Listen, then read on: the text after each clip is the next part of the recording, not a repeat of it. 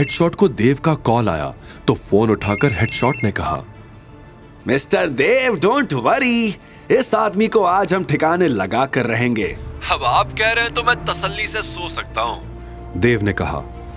Thunder night club पहुंचकर शिवाय ने कार को पार्क किया और एंट्रेंस की तरफ भागते हुए गया। इस 5 मंजिल इमारत में शहर के सारे इल्लीगल काम होते थे। शहर के सारे गुंडे माफिया हर रात यहां आते और अपने गलत कामों को अंजाम देते थे। शिवाय थंडर नाइट क्लब के काले कारनामों को जानता था, इसीलिए अवंतिका के पास जल्दी से जल्दी पहुंचना चाहता था। हेडशॉट ने कभी शिवाय उर्फ मेजर शिवा को नहीं देखा था, इसलिए उसे यह नहीं पता था कि वो किसे टारगेट कर रहा था। उधर जब शिवाय क्लब में दाखिल हो चुका था तो वहीं दूसरी तरफ अवंतिका इस वक्त सोफे पर घबराई हुई बैठी थी। उसने सिंपल ब्लैक सूट पहना था।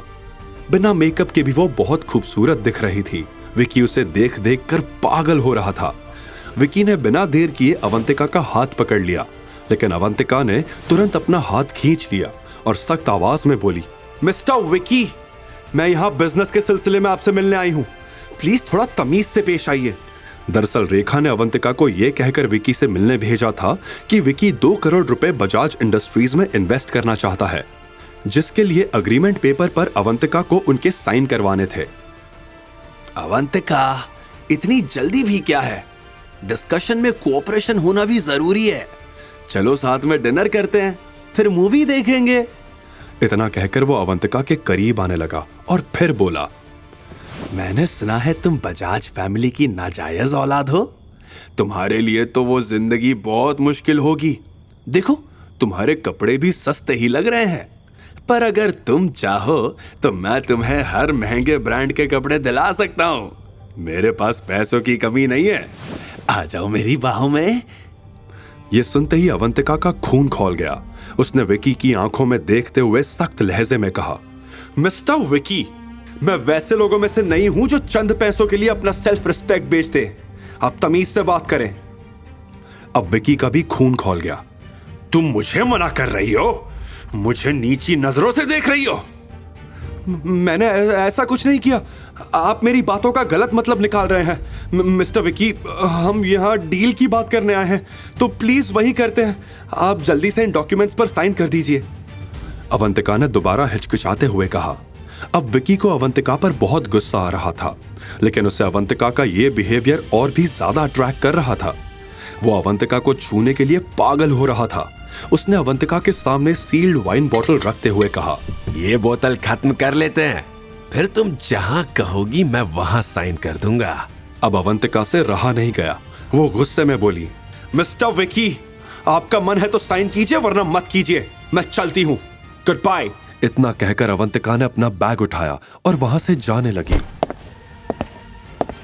लेकिन जैसे ही वो उठकर जाने लगी, विकी पीछे से बोला, तुम्हें क्या लगता है ये पब्लिक वॉशरूम है? जब मन चाहा आ गए और चले गए। विकी ने यह बोलते हुए अपना हाथ हिलाया और अचानक प्राइवेट रूम का दरवाजा बंद हो गया।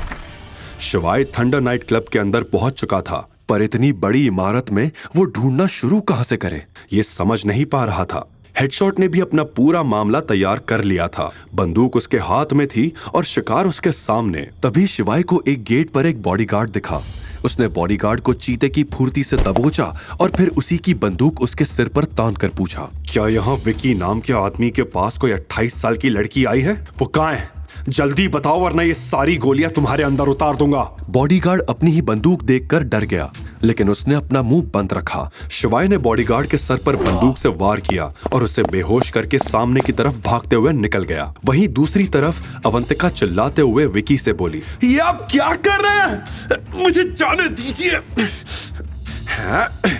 तुम्हें सच में लगता है कि तुम्हें यहाँ डॉक्यूमेंट्स पर साइन लेने भेजा है? ओह माय गॉड, मैं तुम्हें सच बताता हूं, बजाज फैमिली ने तुम्हें 2 करोड़ में बेचा है मुझे। वो 50 लाख एडवांस भी ले चुके हैं, तो चुपचाप आओ और मेरे ऊपर बैठ जाओ। अवंतिका को यह सुन के जोर का झटका लगा। उसे इस घटिया सिचुएशन की बिल्कुल उम्मीद नहीं थी। वो तो दादी के कहने पर यहां आई थी, तो क्या दादी भी सबके साथ मिली हुई थी? नहीं, ये सच नहीं हो सकता। वो खुद ही बड़बड़ाने लगी। तभी विकी पीछे से उसके करीब आया और उसने अवंतिका की कमर पकड़ ली। अवंतिका ने खुद को संभाला और विकी का हाथ झटककर उसे जोर का तमाचा जड़ दिया। जब दरवाजा नहीं खुला तो अवंतिका रोते हुए चिल्लाने लगी, दरवाजा खोलो, बचाओ मुझे, कोई है? प्लीज मेरी मदद करो। आगे की कहानी जानने के लिए देखिए अगला एपिसोड सिर्फ पॉकेट एफएम के यूट्यूब चैनल पर। और शिवाय एक विनाशक के सारे एपिसोड्स को सुनने के लिए डिस्क्रिप्शन में दी लिंक से डाउनलोड करें पॉकेट एफएम ऐप।